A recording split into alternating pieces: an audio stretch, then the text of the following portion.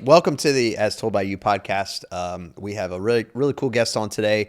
Roshanda, we saw at the Growth Conference in I think November, and as soon as I saw her come out on stage, I was like, I'd love to get Roshanda on the podcast. So it's very good to have you here. Introduce yourself and tell us what you do. Sure. So I'm Roshanda Pratt. Some people know me in the digital streets as The Ro Show Live. I'm a communication strategist, content producer, speaker, empowering thought leaders to be seen, heard, and paid on video.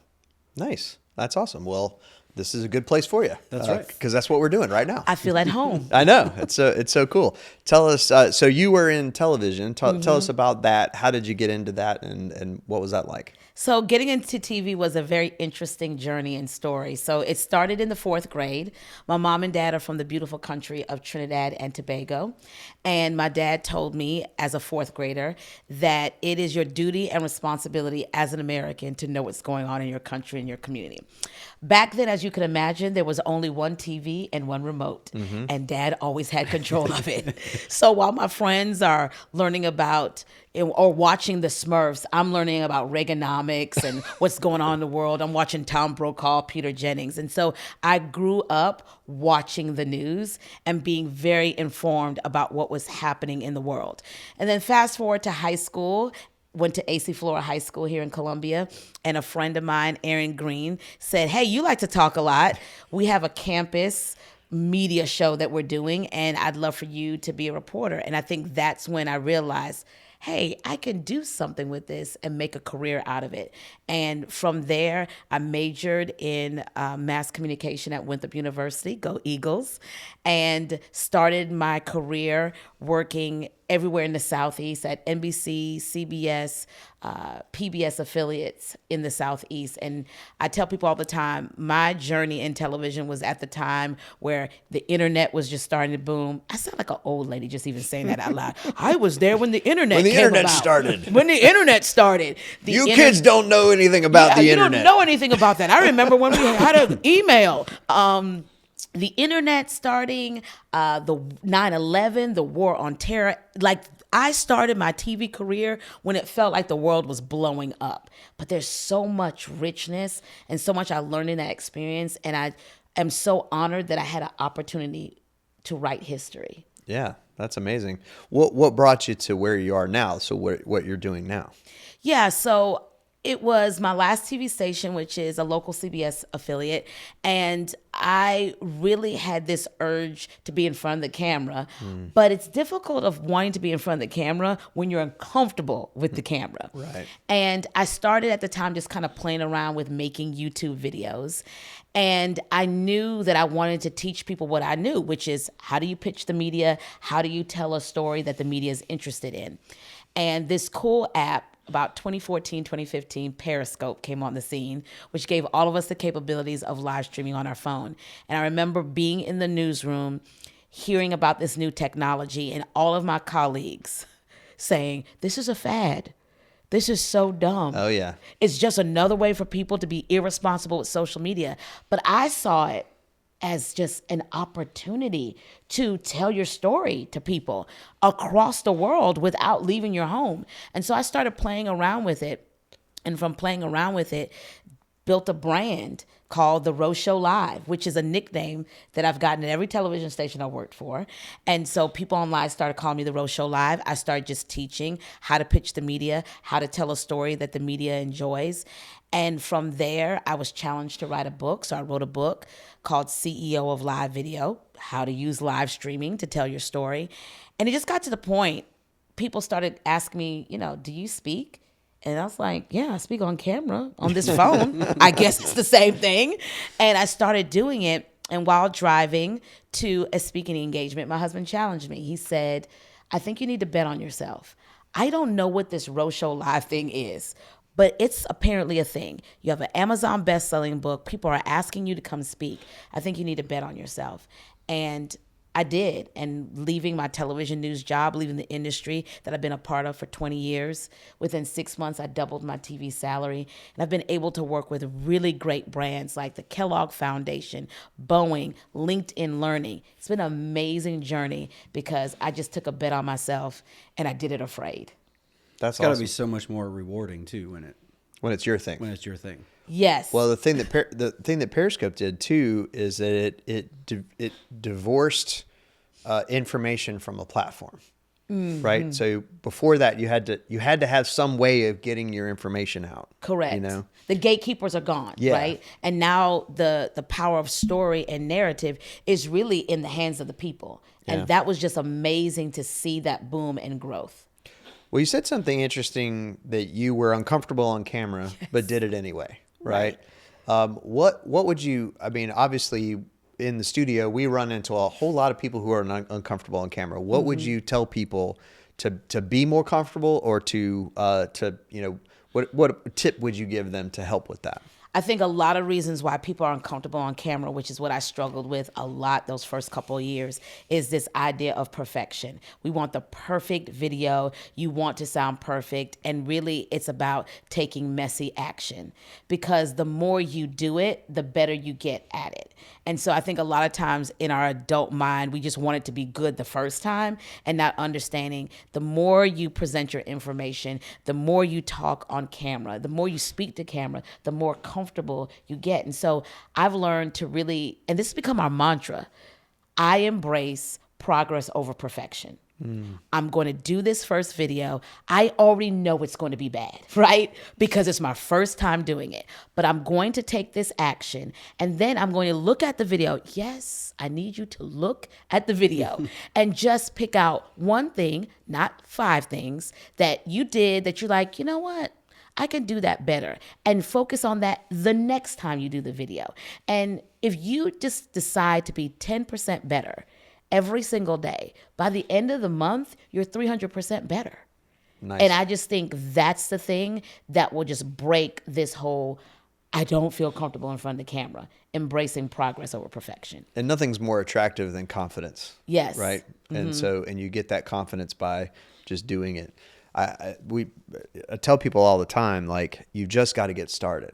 Yes. Right. And everyone in your life is going to tell you how great you look. They're going to tell you how great you sound. They're going to tell you they're so happy that you're doing this. You know, you're going to get so much good reinforcement, you know. At the same time, every troll on Twitter is going to say how terrible you look, how awful your voice is. Yes. Well, But there is an element of authenticity, right? Yeah. We like people, our friends, are people that we gravitate to people based on who they really are. right. And the more you can, one, accept who you are, that's a hard part psychologically. Right. That's really good. But then just say, this is who I am, like it or not, and then just be you, that resonates further than trying to be perfect, right? Right. I'm so glad that you brought that up, because that's the thing that I hear over and over again when I meet people in person who've watched my videos and, subscribe to the YouTube channel and all the things. One of the things they always say is, you're the same person online. And I said, yeah, why would I be anybody different? This is exactly what it is. It's like, I imagine you being taller. I always get that. Yeah. But you're the same person in person than you are online. And it goes back to that authenticity. I think we're in a world with everything that's happening with AI. And I'm not one of those people like, oh, AI is terrible. I think there's great uses of artificial intelligence. However, I think there is such a thirst for transparency, vulnerability, and authenticity. And those things AI cannot mimic. That's intrinsic to who you are as a human. And that's what people want. People want the fact of, this happened when I was doing a live video. Something about backdrop fell. And I just was like, 1 second, let me go fix that. Or my kid who's walked in the middle of a shot. And it just say, okay, someone wants to say hello. Yeah. That speaks to the humanness. And people are just like, you know what?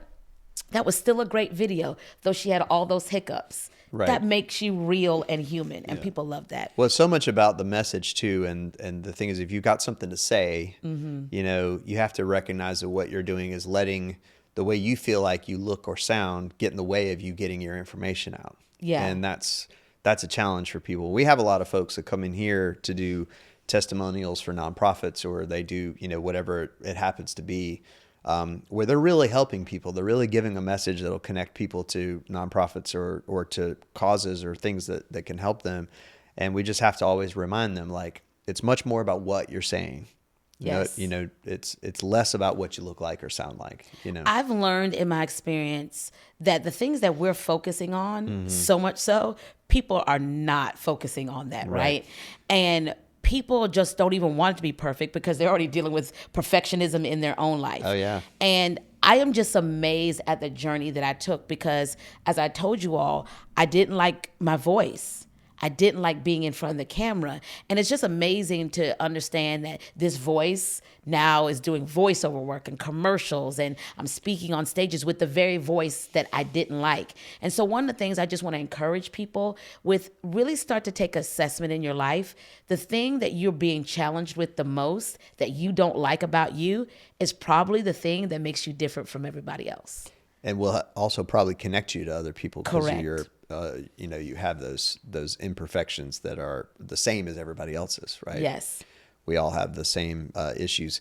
So talk about a little bit, why do this? So, one of the things we run across a lot is business owners or nonprofit directors or all these, where am I going to find the time? And it's just not worth it. Mm-hmm. Why do this? Why communicate on video to your people?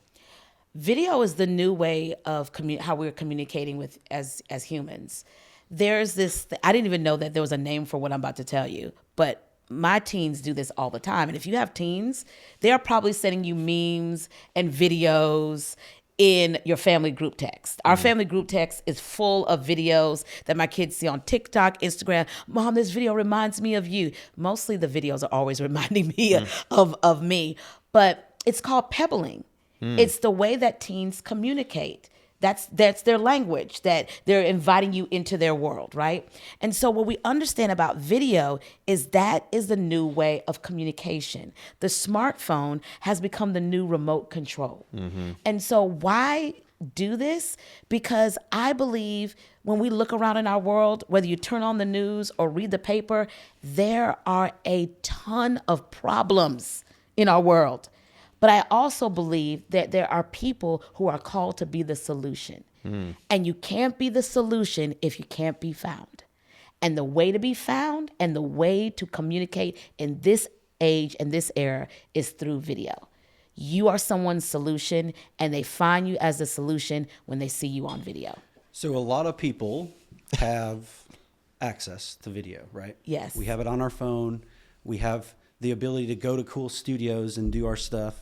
Mm-hmm. Now, how do you build your personal brand to stand out and rise above the noise? Because there's so much content that we are getting flooded with that you have to rise above the noise. So what would you suggest on building your brand and rising above the noise? Great question. Building your brand goes back to what you said. Understanding what makes you different and unique. While there are a lot of people who are talking about what you're talking about, they're not doing it the way that you do it. One example that I'll give two examples. One example is if you drive out of my neighborhood, there are 2 gas stations, opposite sides of the street. They're selling the same product, but not the same experience.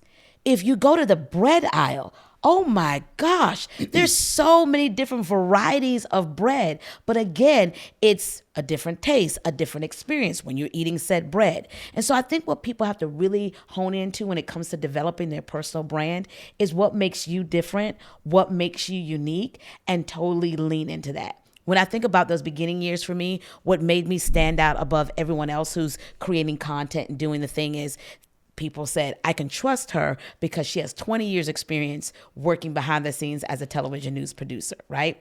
Over the years, what has also developed in that is authenticity, my transparency. What's also developed over the years is the fact that people are just like, we can trust what Roshanda says because we know she's going to do her due diligence and she's going to research before she tells us anything, right?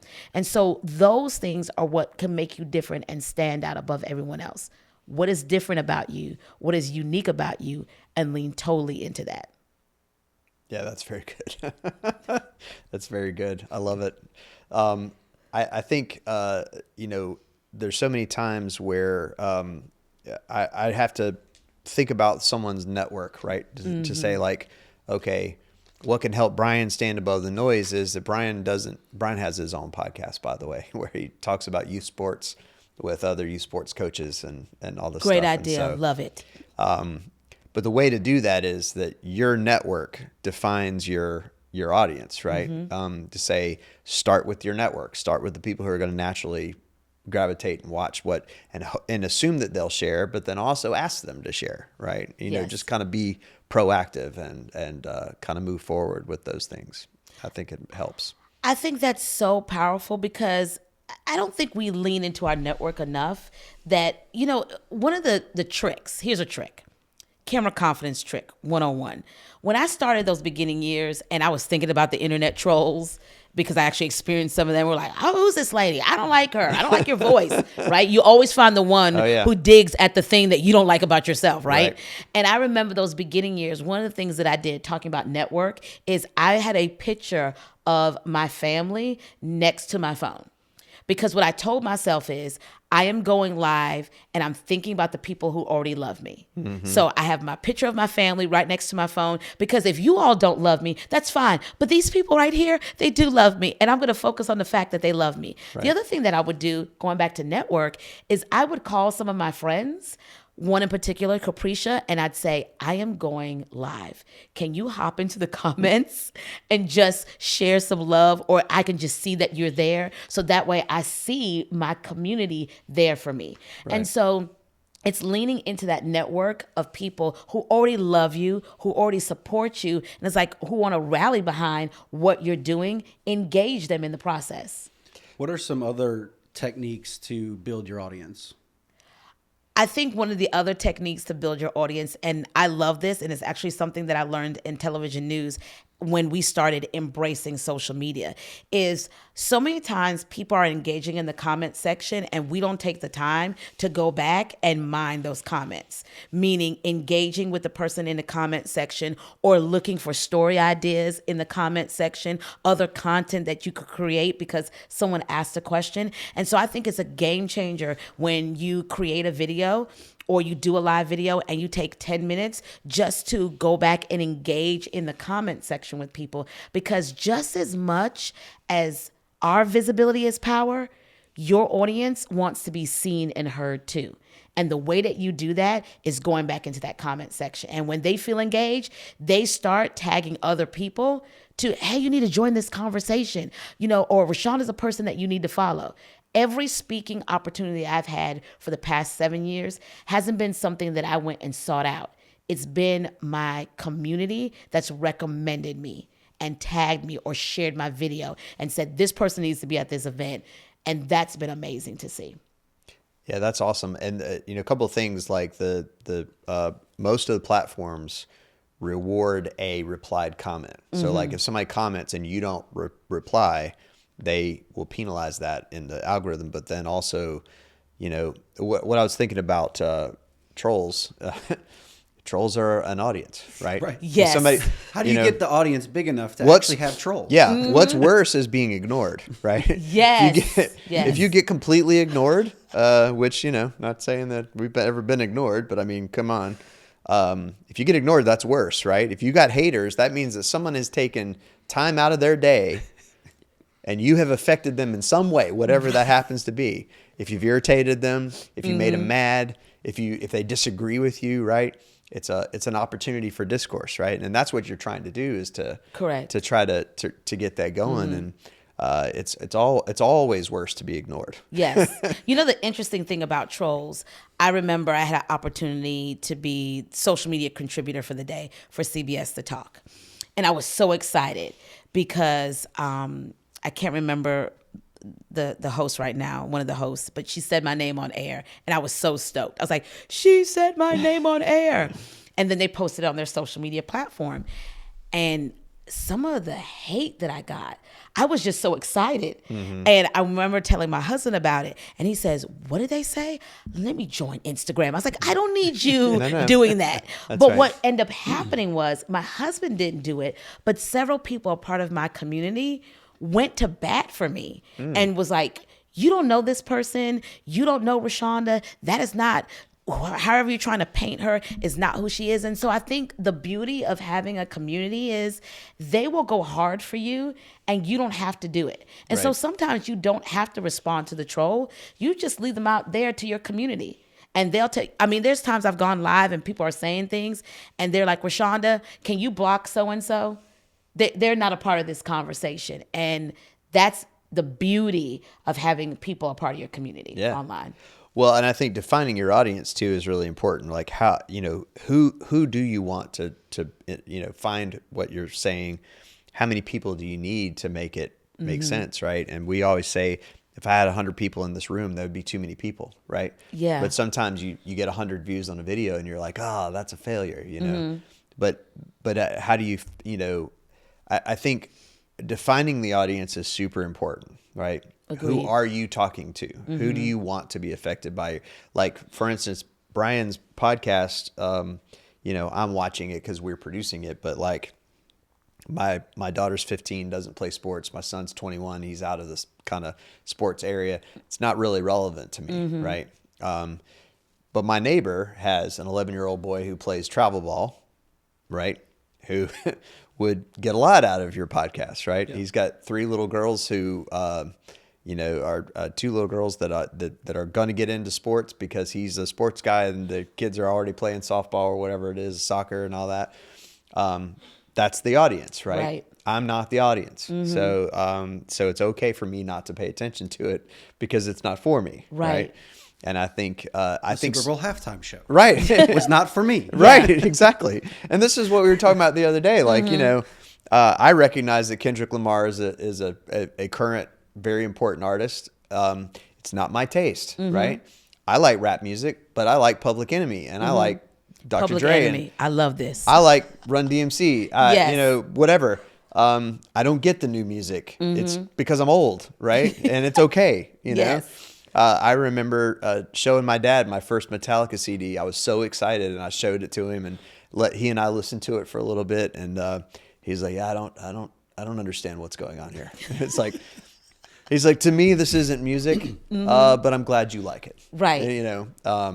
And it was the same with the Beastie Boys. It was the same with whatever I got into, and I think that audience is so critical, and it's so underthought by most people. They just want to reach as many people as possible. Yes. And I want to be liked by everyone. Yeah. And usually if you're liked by everyone, you're liked by no one. Right. Because you're trying to speak to everyone and not understanding, like, it is okay. I always tell my clients, it is okay to call out your audience. Say who they are. Call them out to call them up. This is who I want. This is who I want. Right. If you're a founder, leader, CEO, this video is for you. So Right. be okay with calling people out. And I think also we have to make peace with the numbers. Yeah. Because people will sit there and say, oh, this video only got 100 views.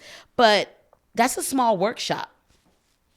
I mean, I don't see anybody complaining about walking into an event and having to speak to a room where there's 100 people in there. You're excited about that. So why does that look different on the video side? I think we got to really understand numbers and understand I'm always a person, I want quality over quantity. Yeah. Because we have seen in the last couple of years, people who have 1 million followers, but they can't sell 20 t-shirts. Right. You have 1 million people. You can't sell 20 t-shirts. You have a lot of quantity, but not quality. And so I'm always, if that's a small creator and a micro content creator, there's still significance in that. Whether you have 200 people or 5,000, are they quality people who trust you as their leader and they'll follow you wherever you go? Yeah, I think one of the best ways you can decipher quality is the length of time people are watching. Yeah. Right. So if your videos are being consumed at over 50% of the length, that's great quality. Yes. If you're getting 1,000 views, but people are only watching the first 15 seconds of it, is it a quality view. Or in some cases, 7 seconds or 8 seconds, right? It's, Right. Right. You know, yeah. That attention span keeps getting smaller and smaller and smaller. Because that view number is based on, okay, that person has watched it more than 5 seconds. But look, if you could get $100 from 100 people, that's good money. Yeah. You know what I mean?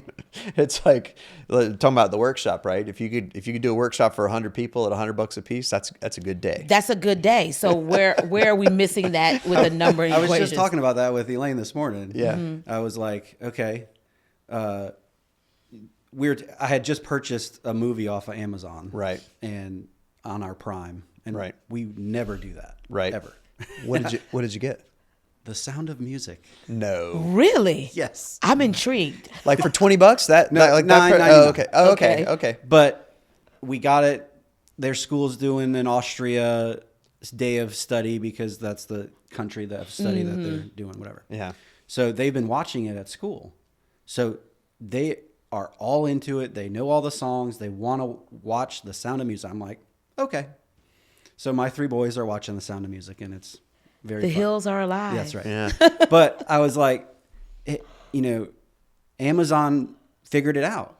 They're going to get $120 from me for the rest of my life every year. Right.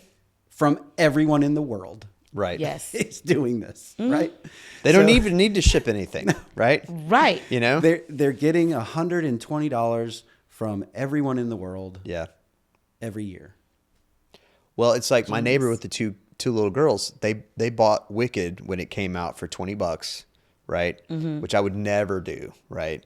And it was a bargain for them because those girls have been wrapped up in Wicked for the last like 3 weeks, and they get obsessed with it, right? $20 is a bargain, right? But I think that's what most of us miss, right? We want to go, oh well, if I don't have a viral hit, right? If I don't have something that gets 1 million plus views, then I'm not getting where I need to go, right? That it's not significant. Yeah. And I think people need to define what's significant to them. Yeah. What are their goals? Define what success means for you in your journey. Because I've seen plenty people go viral and then you don't hear anything else from them. Because most of the time, people don't have... That's all you got. They don't have it planned. got the It one just thing. it just happens, right? It's a one trick pony, Yep. And so I always tell people, if you remain relevant, that'll help you go viral. Yeah. If you stay relevant in your industry, in your lane of genius, you will always be able to have something to put out there instead of trying to mimic another viral moment. So one of the fun things about this podcast for us and for me is not knowing a ton about the guests. And maybe that's a faux pas that we should be better hosts and have Let's done all this research the guests a little bit. But No, I saw her on stage and I said, nope, we're having her on the But it's- podcast. And I didn't need to know anything else. yeah, but this is all about getting to know people and their story, right? Right. So forgive me for asking this question, but on the Row Show Live, Yes. what do you talk about? Like, what Now- are you going alive with? I will say love it. I've taken it a half step further than Brian. I've watched Yes. a couple of videos. Okay, awesome. Thank So I you. kind of know, but only from those couple of videos. Yes. So I'm sure there's hundreds out there. Yes. Right. Yeah. Yeah. It's a lot of video content because we've been doing this since about 2014, and over the years it's developed as I've evolved as a woman, as a business owner. Our business has evolved. So when I told you we started talking about this is how you pitch the media, now we've evolved into how do you create content that gets you seen and heard? Why is your visibility important? I feel like I'm getting into content pillars. So our content pillars are, Oh, you listen, know, let's go. We'll Let's type dive it up and give it to you. Yeah, let's Yes. dive in. Yeah. So that's great. our content pillars are leadership, how to leverage video as a thought leader, visibility. We also talk about faith because that's very important to me, and that's what's also important to some of our clients. And so it's around those content pillars. The main thing, if I had to summarize it through 3 words, a 3-word story, visibility is transformation. I really just have this crazy idea that you are called to solve somebody's issue. Like when you talked about his podcast, I'm sitting here going like, I need to listen to that podcast because my daughter runs track. She runs cross country and track season, and she's a junior. And now we're in NCAA and all of these things. We've never been here before. I mean, I was not a track runner. Her dad, yes, but I was on student council. You understand? I was not outside sweating. So I'm sitting here saying, I need to listen to his podcast. And so understanding that there's so many problems in the world, how are you the solution? What are you called to solve? And so 3-word story, visibility is transformation. Yeah, I love it. Do you have a specific time that you go live every week or day? Or Well, here's the thing. This is going to be breaking news here. Okay. So for the past couple of years, 2 years ago, we used to have a daily show called Master Your Monday with the Rose Show Live. It was great.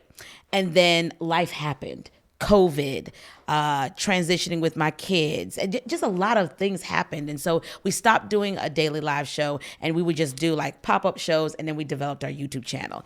But this year I am launching a podcast. Whoa, because nice. I have talked to a lot of people who keep saying, we sure do miss the show. I was like, yeah, but we have this YouTube channel and we got videos. Yeah, but we really miss the show. And you know what? I want to give people what they want. And when you are on a Zoom call with 230 people, literally on a Zoom call, teaching and training, and everybody on the call was like, hey, can you drop where your podcast is? Yeah. And you don't Time have a to have podcast? Yeah. It's Everyone's got a podcast. Everybody has a podcast. So we're going back to that. We're definitely going back to that. Well, so that begs the question. Yes. I love talking about this because I got a call last week from a friend of mine, good friend of mine. He's like, what are you doing with the podcast, man? And I'm like, I don't know. I was like, what do you mean? He's like, I'm seeing like 2 episodes like you're shooting all the time. Like, what are you doing? Like, you got to be making some money on this thing, right? And I'm like, not really. I was like, this is just energy. We're just putting energy out in the world, and we're trying to get the reps in and, all that stuff. That's what Elaine says when you're doing another podcast? Another podcast. So I will tell That's you, all you do now. Rashanda, this is 17 episodes we've shot since January. Wow. So since the 1st of January. Of this year. Of this year. Yeah. And we, what we've done is we've gotten a good methodology for getting them cut and making sure that they're not taking 3 months to get them put out and all that stuff. But what I have loved about this is been getting to know people that I don't know very well, this is a great way of doing that, right? If I go, Roshanda, I want to do business with you. You're like, whatever. But then if I say, Roshanda, come on my podcast, let me give you a platform. And so I think it's been very cool to get to know people. It's been very cool to kind of develop our storytelling ability a little bit, just how to ask questions, and then especially for me, how to ask questions and then shut up and listen. All of that has been a really interesting thing. From your perspective, now, granted, we don't have people saying, "Where's your podcast? Please do another one." Right? We don't have. Did have someone online today saying, "Hey, so and so's got to get on your podcast." That's true. Okay. Now, I've had that a couple times in the last couple months. You should have That's a so-and-so win. on. Yeah, That's a win. And I've had friends of mine. Tyler Ryan was one of them. Okay. Tyler's an old friend of mine. Tyler and I have known each other for. We figured out on the podcast the other day. 17 years we've been working together on different things. And Tyler reached out and he's like, "Why am I not on the podcast? What's going on?" And I was like, "I don't know." There's value there. It's like, "Are you available Wednesday?" And he's like, "Yeah." And I was like, "All right, well, let's do it then." Yeah. And Well, so- can I just tell you this before you ask your question? Yeah. I have known about you all for a very long time. Really? I have. That's I our like- biggest fear. No, I'll say it like this. I have low-key appropriately stalked you Nice. for a very long time. There are things that I've done in the city, and people will always talk about as told by. And I was like, who are these people? Let me go check them out. Yeah. I was like, oh, wow, I love what they're doing. And so I've watched you from afar. Nice. So when you asked me, it was I don't have to think about this. I just got to figure out a time and make this happen. Nice. It was just like all of the stars aligning because Yeah. I've seen you for so many years. And I was Right. like, oh, they want me on their podcast? I've arrived, Mom, Dad, check it out. I've arrived. You know what's funny is we're one exit up from downtown, right? And we Yes. feel so separated from Columbia. Like we feel so kind of apart from the community, that it is it is interesting for us because anytime we go somewhere and people are like, "Oh, I saw the podcast or whatever," it's like, "Really?" Because we're all the way out on Colonial Life Boulevard. Yeah, Like, I see it online. I don't see it. I wasn't watching you. it just feels like live. somehow we're physically separated, and but what I love is that we're able to build a network. We're able to build this network. I mean, you look at the pictures on the walls over here. Yeah. Which Roshanda, you're going to go right there down in the corner. I'm excited. But like, I love the idea that we're building a network. I love the idea that if we invited all of these people to come back and cater to Little Party, this will be a huge party, right? Yes. It'd be 200 people that would be in here, and we don't have the space. But it's been fun for us to kind of have this ability to get to know people that we wouldn't get to know otherwise. There would be less chance of us getting together. And I've heard no no's. I've asked so many people to come on the podcast, and nobody's just said but like, I've heard a lot of like, I don't know how I'll do on camera, but I'll do it anyway. I had one guy who said he didn't think that his company would allow him to come on a public podcast without governance. Yeah, we had one of those. I had another one of those. Yeah. And another one that said, "I'm not ready yet." I'm not ready is one, but it's been fun. What do you think is the environment right now where podcasting has become, and it's really a legacy from Periscope, honestly. Yes. Just to say everyone can have one, and everyone still can have something unique and interesting about theirs, to the point that there can be hundreds or thousands and they're still interesting. What's the environment like? Why is that a thing in 2025? Think it's a thing because people are searching for community. There's a real thirst for community. And another term I'll drop here, digital cocooning has become a new thing. So instead of leaving social media, people are finding new ways to engage with social media, because let's be honest, social media right now can be pretty toxic, right? And heavy. And so people are trying to find a new way to engage on social media.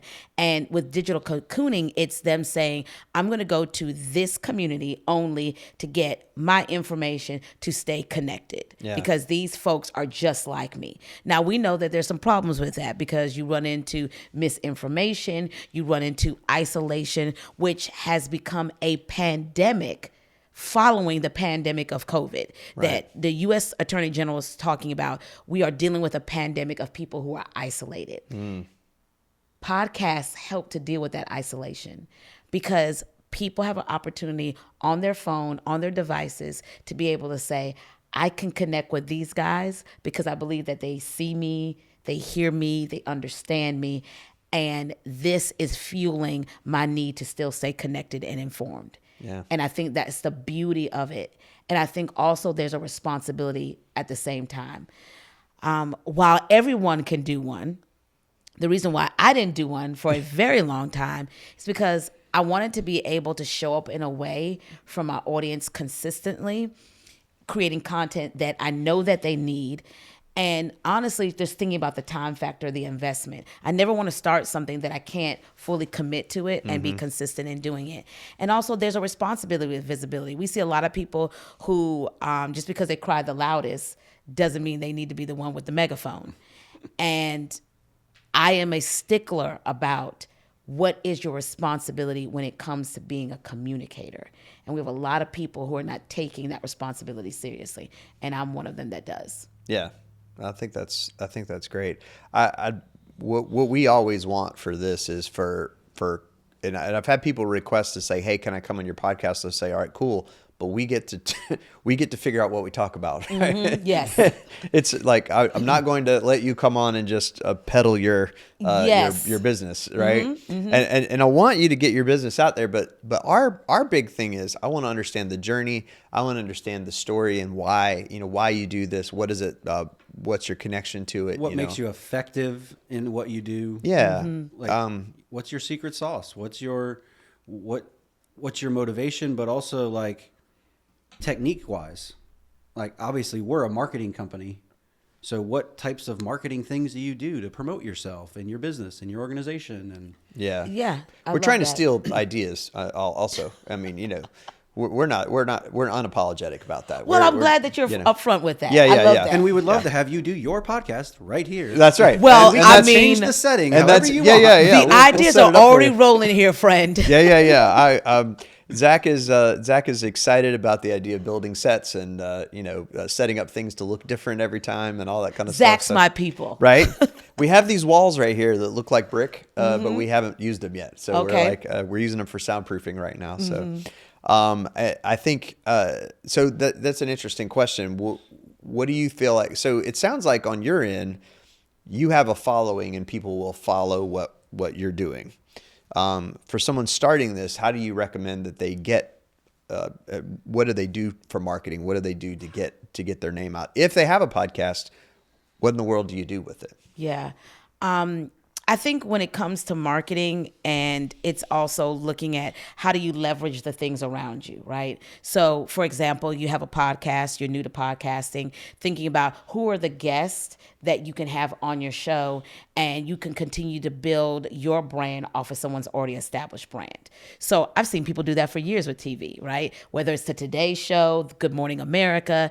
Hey, you show up on that show and do an interview, you just grew your brand and your credibility off of someone's already established brand and credibility. But it's got to be a win-win, because I've also seen people, like you said, I just want to come on here and use your platform so I can just get some numbers and sell some products, but not really bringing any value to the table. Right. And so really being intentional about how do you leverage what's already around you. I think also in this day and age, especially with social media being a rented space and we don't own it, being intentional about we got to create an email, a system that we can still stay in touch with our people in case Meta just decides one day, you know what, we're done with this. We're not going to do this, and this is shutting down in 24 hours, Not platform dependent, right? Yeah, not platform dependent. Yeah. And, and then also diversifying your platforms. We're in a time where I think that's necessary. So having a podcast that's audio, but also video driven. So that way you can use it on the YouTubes and turn it into short form video, and those kinds of things help to grow what you're doing organically. Speaking of meta, it's going to be very meta when we cut that into a soundbite and use that on YouTube to promote the podcast that's also being used on YouTube. It's going to be very meta. We're going to have talked about doing it and then do it. I love it. I love the circular nature of that whole thing. It's very it kind of blows your mind to even think that that's what we're doing. So, Roshanda, thank you so much for doing this. This is so great. We could talk for hours about this stuff. We love it. So, this is kind of like an insider's club. We can just sit around and talk about it. We end up our podcast with 5 questions.